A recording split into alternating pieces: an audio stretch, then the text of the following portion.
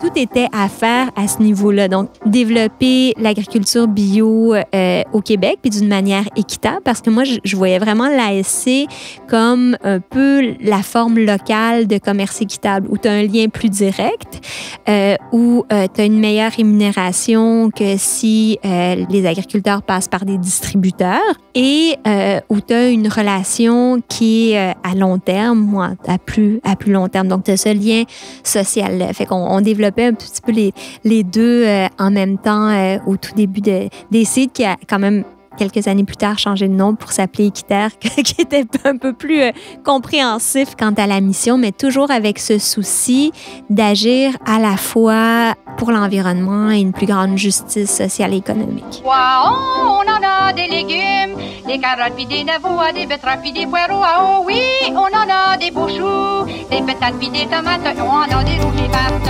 Bonjour et bienvenue tout le monde. Ici Ghislain Jutras et vous êtes à l'écoute de Nos Racines, le balado du réseau des fermiers et fermières de famille, une réalisation de l'Odyssée bio de Gigi.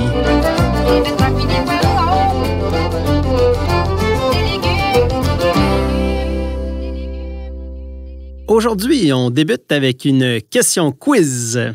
Comment appelle-t-on le développement qui répond aux besoins du présent sans compromettre la capacité des générations futures à répondre aux leurs? Le développement durable? C'est une bonne réponse. Deuxième question. À quand remonte cette définition?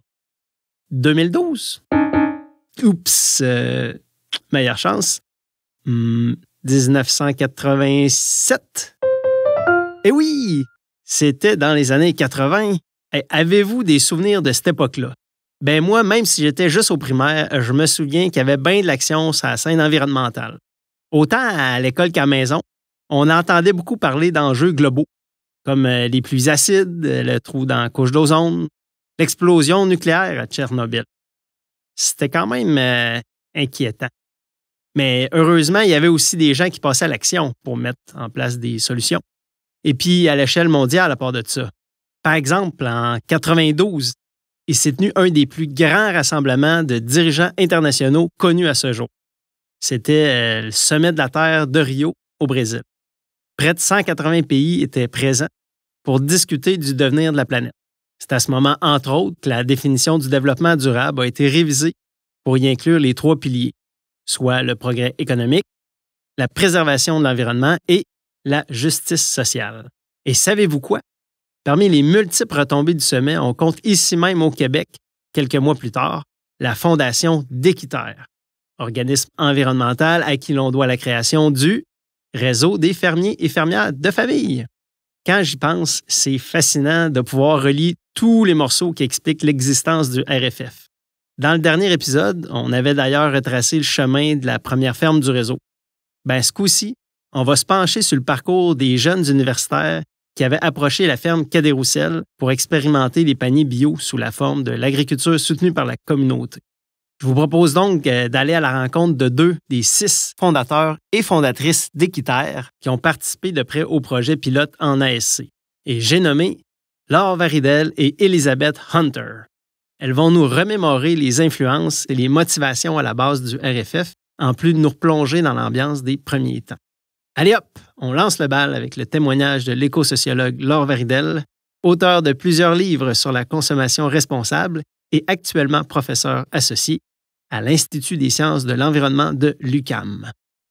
Mais moi, je suis née sur une ferme conventionnelle. En fait, en Suisse, mes parents ont immigré au Québec pour des raisons agricoles aussi. On a déménagé à Mont-Saint-Grégoire, puis après à Saint-Alexandre d'Iberville, juste à côté.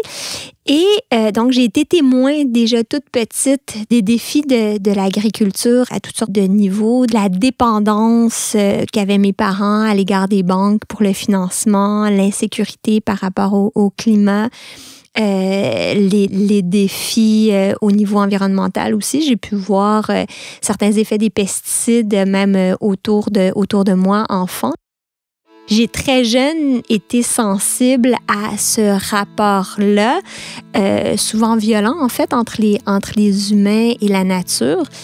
Puis j'ai assez rapidement senti un malaise, mais ce que j'ai aussi assez rapidement constaté, c'est que ce rapport-là inéquitable entre la nature, entre la terre qui nous nourrit et l'humain, puis entre l'agriculteur et la structure sociale, cette inéquité-là était un peu la même, en fait. Puis ça m'a assez rapidement indignée, parce que moi, dès le secondaire, en fait, j'ai commencé à m'impliquer en environnement et puis à être consciente de ces choses-là, mais c'est un petit peu plus tard, en fait, au cégep, j'étais très impliquée aussi, puis après, c'est à l'université que j'ai rencontré quelques autres jeunes qui partageaient ces préoccupations-là, dont, en fait, François Meloche, qui revenait du sommet de la Terre de Rio, et on se met à jaser, ça connecte très rapidement, puis il dit, écoute, on est une petite gang de jeunes de différentes universités. Là, on commence à avoir des réunions, à se rencontrer, puis on veut former un réseau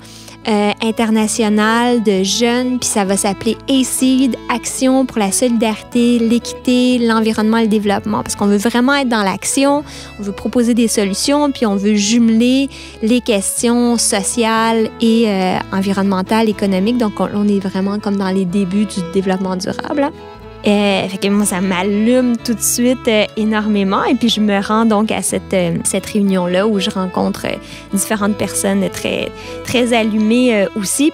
Mais à ce moment-là, on fonctionnait à l'intérieur des GRIP, des groupes de recherche d'intérêt public de l'Université de Montréal. Puis, on avait un petit peu de financement de Concordia et autres. Fait qu'on se constitue comme ACED. Mais le problème, c'est qu'en français, acide, ça se disait pas très bien. Fait que c'était pas... Les gens comprenaient pas très bien avant qu'on décrive l'acronyme. Fait que donc, mais on a quand même commencé sous ce nom-là quelques années à organiser notre première tournée environnementale à vélo, à publier la version française de Hungry for Justice qu'on avait traduit. Donc, très, très rapidement, pour moi, les questions agroalimentaires étaient mon intérêt. Puis je me disais, mais on mange 3 fois par jour. Donc, 3 fois par jour, on peut avoir un impact sur l'environnement, sur ceux et celles qui nous nourrissent. Donc, je voyais vraiment ça comme une opportunité. Puis, à un moment donné, on revenait d'une conférence à Toronto, puis là, on jasait beaucoup, OK, comment est-ce qu'on fait pour contribuer à développer le bio? Puis il y avait tout l'enjeu aussi autour du bio, d'inéquité, dans le sens où on constatait que finalement, l'agriculture bio, parce que c'était beaucoup plus cher, était pratiquée concrètement par des agriculteurs qui étaient plus pauvres, parce qu'à cette époque-là, il y avait encore moins de subventions. En fait, il y avait à peu près pas de subventions pour l'agriculture bio. Il fallait vraiment faire ça par dévotion et engagement total. Donc, beaucoup d'agriculteurs bio étaient dans des conditions précaires, puis en même temps, ils nourrissaient des gens nantis. Fait que, moi, je constatais ça, puis je me disais, mais ça n'a pas de bon sens, là, alors qu'il faudrait que tout soit cultivé en bio. Fait que quand on avait entendu parler de projets d'agriculture soutenus par la communauté qui existaient déjà en fait au Japon, puis quelques-uns, on avait entendu parler aux États-Unis, puis après on a su qu'il y avait même un projet qui existait déjà au Québec, mais à ce moment-là, on le savait même pas. On s'est dit, mais ça, c'est quelque chose à développer. Ils ont entendu parler de l'ASC. Ouais, mais de quelle façon ça s'est rendu à leurs oreilles? Pour en savoir plus, je passe maintenant le micro à notre deuxième protagoniste. Je m'appelle Elisabeth Hunter. Je travaillais à Équiterre où j'étais directrice générale et coordonnatrice du programme agricole. Moi, j'étais née aux États-Unis. J'ai grandi en Ontario, à London. Et je suis venue au Québec à l'âge de 20 ans pour étudier. Et au courant de mon activisme étudiant, j'ai découvert l'alimentation et l'agriculture. J'ai travaillé et fait du bénévolat avec le groupe de recherche en intérêt public, le GRIP, du Québec à l'Université Concordia. Et à l'époque, on faisait dans le cadre d'une sensibilisation sur les enjeux écologiques et sociaux, on faisait des tournées de supermarchés, des supermarket tours. Et alors, ce qu'on faisait, c'était de prendre des groupes de personnes. On allait dans les supermarchés, on faisait le tour du supermarché et on parlait de tous les enjeux qui se trouvaient là, allant du suremballage aux pesticides, à la concentration corporative et plus, aux enjeux de nutrition. Et ce qu'on trouvait après avoir fait plusieurs de ces tournées de supermarchés, c'est que c'était très déprimant parce que on parlait que des enjeux négatifs et de ça allait pas ça, puis ça c'est mauvais pour la planète, puis ça c'est mauvais pour l'équité sociale. Alors on avait le goût de faire quelque chose qui était plus axé sur les solutions et on a décidé qu'on allait créer un guide des choix alimentaires responsables à Montréal et qui s'appelait Hungry for Justice en anglais. Et ensuite, ça a été republié et traduit en français sous le nom de Justice sans fin. La première version, ça a été publié en 1992, donc l'année du sommet de la Terre à Rio de Janeiro, qui était aussi l'année où le balbutiement des Quitters, qui s'appelait ACID à l'époque, était en train de se former avec toutes les activités et discussions autour du sommet de la Terre et surtout de la partie jeunesse du sommet de la Terre. Alors, on était un groupe de, je sais pas, une douzaine, je pense, de personnes qui travaillaient là-dessus pour le guide Justice sans fin. Et moi, je faisais la coordination. J'avais été engagée pour un petit contrat pour faire la coordination de ce projet. Notre objectif était de trouver le plus possible de solutions pour les gens, comment ils pouvaient créer un monde plus juste et responsable et équitable à travers l'alimentation et à travers ce qu'ils faisaient tous les jours. Alors, on a regardé les marchés publics, le bio en général, ce qu'on pouvait pousser chez nous, même si c'était juste des pousses, mais au moins faire pousser quelque chose, qu'est-ce qu'on pouvait cuisiner, comment on faisait des choix plus locaux, plus bio. Et c'est là qu'on a découvert, à travers des livres et des revues, le concept de l'agriculture soutenue par la communauté, a Community Supported Agriculture. Et ça, c'était à travers le EAP, the Ecological Agriculture Projects, la bibliothèque à l'Université McGill.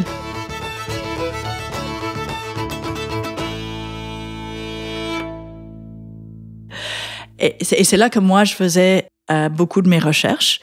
J'ai comme l'image de tu sais, les espèces de bulletins un peu pas très professionnels qui circulaient puis qu'ils collectionnaient dans des boîtes à cette bibliothèque. Et ouais, c'est vrai que c'était particulièrement précieux de l'avoir à ce moment-là où il n'y avait pas l'Internet comme ressource. Mais ça, la semence était dans cette petite bibliothèque. Alors, on était dans ce mouvement, cet esprit-là, je dirais, de vraiment vouloir changer le monde, mais un esprit positif aussi. C'était pas juste, oui, on participait aux manifs et des pétitions et tout ça, mais on construisait aussi des solutions. Une de ces solutions, c'était donc l'ASC. Mais concrètement, comment ils se sont pris pour démarrer leur projet et matérialiser leurs ambitions? Dans l'épisode précédent, on en a eu un aperçu avec Jean Roussel.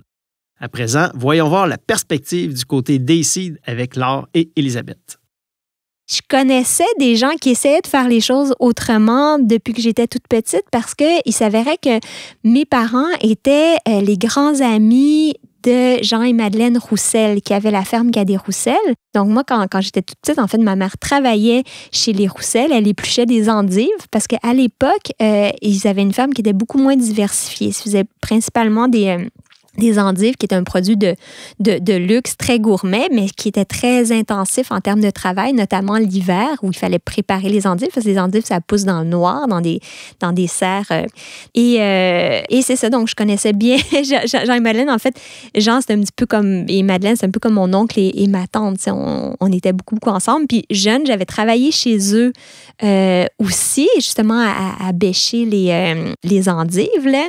Puis j'avais gardé Jean-Charles, Anne, Marie-Paul, Hélène, je leur ai changé les couches et tout. Fait que j'avais cette proximité-là. Mais bon, en grandissant, je les voyais un peu moins. Mais quand on a commencé à s'intéresser aux questions d'agriculture, ben tu sais, puis plusieurs autres personnes d'Équiterre, en fait, quand on s'appelait pas Équiterre DC à l'époque, là, en avaient entendu parler aussi, les connaissaient aussi un petit peu par la bande. Il n'y avait pas tant d'agriculteurs bio à l'époque, puis eux étaient vraiment dans les plus engagés, donc avec une vision très alternative. Ils accueillaient souvent des stagiaires, des gens chez eux et tout. Fait que tout de suite, la ferme de Jean et Madeleine, la ferme Cadet-Roussel est comme a popé. Ça, c'était au printemps. Et là, on s'est dit, OK, on va leur en parler. Je me rappelle très clairement qu'on a visité un peu la ferme. On était peut-être 3-4 personnes et on est allé au fond d'un des champs de la ferme où il y avait un très grand arbre et une table à pique-nique et on était installés là. Et là, on a expliqué à Jean c'était quoi cette idée. Et puis Jean, il disait, oh, c'est quoi ça? Oh. Et il écoutait. Puis là, on disait, c'est première fois, on a parlé, je sais pas, 20 minutes peut-être. Puis là, qu'est-ce que t'en penses? Est-ce que ça serait intéressant? Oui, on fait ça. Juste comme ça. Mais ça, c'est Jean Roussel. C'est vraiment intéressant parce que moi, j'avais un peu les insides, vu qu'on était proche de la famille, que ça allait pas bien à la ferme Cadet-Roussel. Financièrement, c'était très, très difficile. Et puis, même la banque avait refusé de leur donner un nouveau prêt parce qu'ils avaient besoin là, d'acheter les semences, ils avaient besoin d'acheter, faire certains travaux. Fait qu'ils étaient vraiment coincés. Fait que quand nous, on est arrivés avec l'idée de qu'ils se fassent payer à l'avance une part de la récolte, c'était comme, je me rappelle, Madeleine, elle disait, mais c'était comme si un miracle se produisait. C'était pas des sommes qui étaient immenses pourtant, hein, parce qu'au début, c'était quelques paniers. En fait, c'était une trentaine de paniers, mais quand même, pour eux, ça faisait la différence entre pouvoir continuer ou arrêter, selon ce que m'avait raconté Madeleine.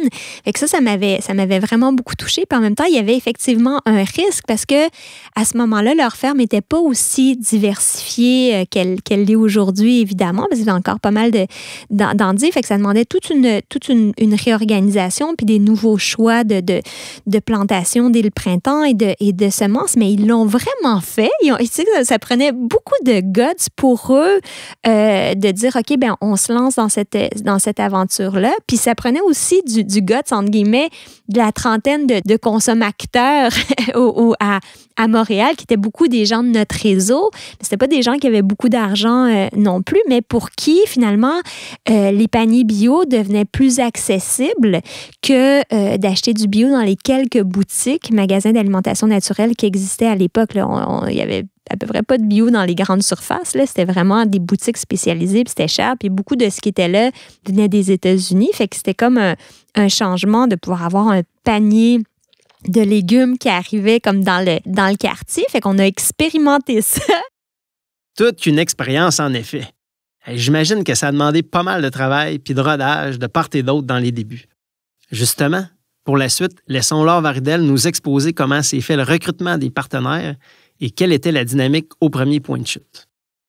Donc, les premiers partenaires de la ferme Cadet-Roussel, c'était vraiment du bouche à oreille. C'est dans notre réseau, on était tous étudiants à l'université. On parlait à des gens, on cherchait le profil des gens qui typiquement étaient plus sensibilisés aux questions environnementales. Un petit peu, la plupart étaient quand même plus scolarisés, mais il y avait de tout. Il y avait des traducteurs, il y avait des professeurs, même des étudiants, des chercheurs. Il y avait vraiment une diversité de gens, mais c'était principalement dans notre réseau. Puis je pense qu'on avait mis quelques petites affiches à gauche, à droite, là, genre des papiers. Tu sais, il y avait pas des pages web, puis des Facebook, puis tous les médias sociaux. Maintenant, c'est facile de trouver 30 personnes pour faire quelque chose, mais à cette époque-là, c'était encore les papiers, les photocopies, les fax. Le premier point de chute des paniers bio, c'était dans notre appartement. Donc, on était 3 des cofondateurs d'Équiterre qui habitaient ensemble sur la rue Jeanne-Mance, au coin de Laurier, un vrai appartement étudiant. Puis, il y avait beaucoup de gens qui circulaient. C'est comme notre repère. Donc, on avait nos premières réunions du conseil d'administration. Puis, il y avait beaucoup d'humour, beaucoup de joie.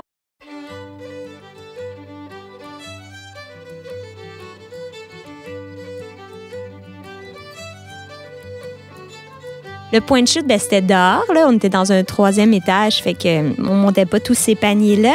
Mais tout le monde venait puis rentrait aux toilettes chez nous. Puis après ça, souvent, la journée du point de chute, on se faisait un repas communautaire tous ensemble. Puis le problème, c'est que des fois, il y a des gens qui venaient pas chercher leur panier. Fait que jusqu'à ce qu'on décide que là, on les gardait un certain temps, mais on n'avait pas de réfrigérateur assez grand pour garder les légumes de ceux qui oubliaient de venir les chercher. Fait qu'après, on a décidé qu'on les donnait à des banques alimentaires. Mais pendant un certain temps, on était à pas vouloir gaspiller les légumes. Fait qu'à manger beaucoup de racines puis à faire beaucoup de repas communautaires chez nous. Mais il y avait vraiment une très, très belle ambiance, beaucoup de vie, puis justement un lien très, très fort avec la ferme Cadet-Roussel qu'on allait aider concrètement. On allait donner beaucoup de temps, mais c'est ça, ces liens-là dans le quartier avec des gens qu'on connaissait qui étaient les premiers à prendre des paniers, ça a été très, très, très fort et très nourrissant, je dirais, sur le plan social, pas juste alimentaire. Puis je pense que pour Jean et Madeleine aussi, ils étaient vraiment contents de cette première aventure-là, un peu rocambolesque. Puis après ça, ça s'est professionnalisé. Assez rapidement, après, on a été au Froment-Entier, donc là où il y avait un espace ouvert, puis où c'est justement plus facile de se mettre à la chaleur, parce qu'il ne fallait pas que les légumes gèlent non plus, là, même si c'était dans des boîtes, tout l'aspect camion, stationnement. Fait qu'il y avait toutes sortes il y a eu toutes sortes de considérations pratico-pratiques au début à considérer, mais c'est ça, il y avait beaucoup d'amour aussi dans tout ça. C'était souvent Jean qui était là avec un stagiaire, parce qu'il prenait beaucoup de stagiaires, il faisait de la formation au bio. Puis là, il y avait les boîtes, des grosses boîtes en plastique, c'est un peu les mêmes qu'il y a aujourd'hui. Il y avait aussi assez rapidement un contenant pour le compost. Les gens pouvaient ramener leur matière organique parce qu'à ce moment-là, à Montréal, il n'y avait pas de collecte sélective. Fait que là, c'était renvoyé à la ferme, ce qui était chouette comme apport. Assez rapidement, on a fait un panier d'échange aussi. Donc, les gens qui avaient des légumes qu'ils aimaient moins, ils pouvaient les échanger. Mais quand je compare la diversité qu'il y avait à ce moment-là à celle qu'il y a maintenant dans les paniers bio, là, on était vraiment ailleurs. Là. Il y a beaucoup plus de diversité maintenant qu'à ce moment-là. Mais d'un autre côté, il y avait tout un travail d'éducation à faire aussi, des légumes que les gens ne connaissaient pas, les topinambours, par exemple. D'ailleurs, c'est drôle parce que notre premier bulletin d'information d'équiterre, ça s'appelait le topinambour hurlant.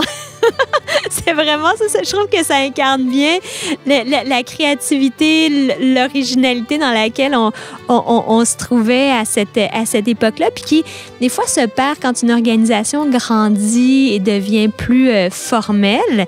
Et tu peux pas te permettre autant si on veut, de folie. Fait que il y avait beaucoup de folie dans les débuts de ce projet-là, vraiment. En écoutant tout ça, ça donne une bonne idée de l'évolution qu'il y a pu avoir depuis 1995 sur le plan de la logistique. Et puis, du côté social aussi, il y a eu certaines adaptations. On n'a qu'à penser au rôle des partenaires, qui aujourd'hui s'appellent le plus souvent des abonnés. Poursuivons sur ce point. Je pense que la partie de l'idée de l'agriculture soutenue par la communauté qu'on aimait beaucoup, c'était pas seulement de soutenir des fermiers et d'avoir des bons produits, mais c'était vraiment l'idée du lien rapproché entre la ferme et la ville, entre les personnes qui travaillent à la ferme et les personnes qui mangent le fruit de leur travail.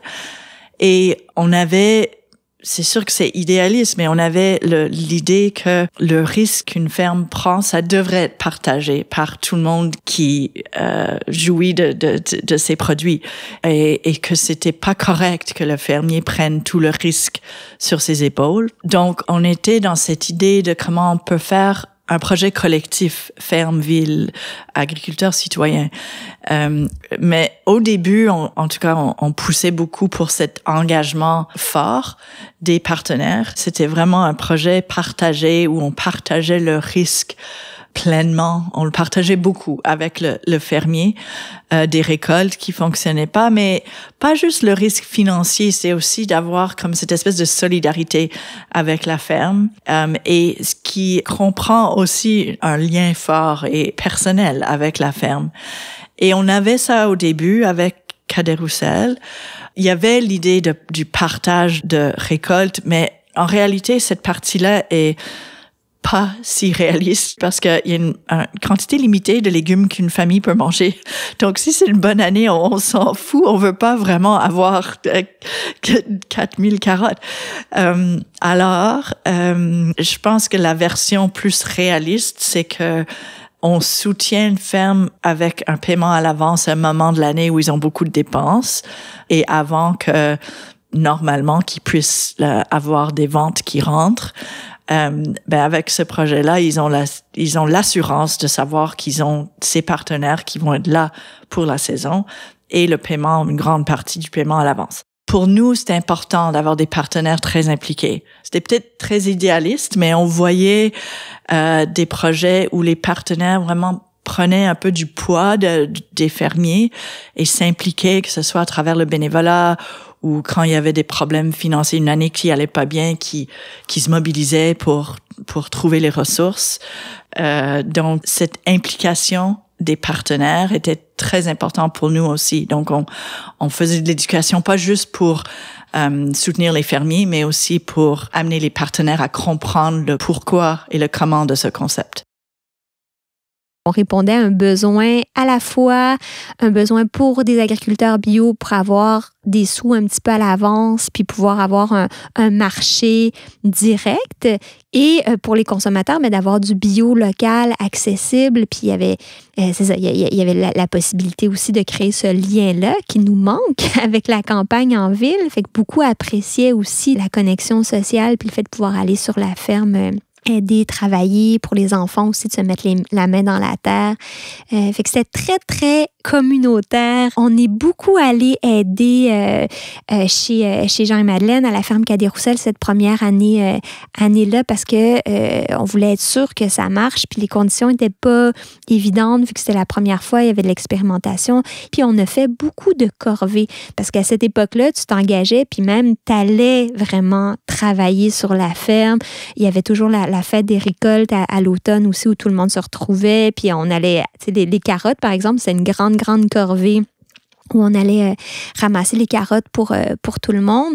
Mais ça a été un moment vraiment clé, ce premier projet avec Jean et Madeleine. Puis, puis finalement, ça a eu du succès. Puis je pense que l'année d'après, on est monté à 50, presque 70, 100, puis assez rapidement. Puis après, il y a eu d'autres fermes qui ont eu le goût d'embarquer parce que ça marchait bien. Puis aussi, rapidement, on s'est retrouvé à avoir plus de consommateurs qui voulaient embarquer que des paniers qui étaient disponible. Fait que ça a été une belle surprise.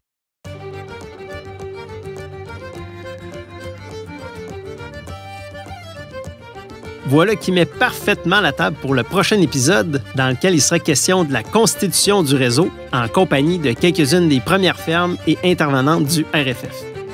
Alors, restez à l'écoute de nos racines et à bientôt pour la suite de l'Odyssée Bio!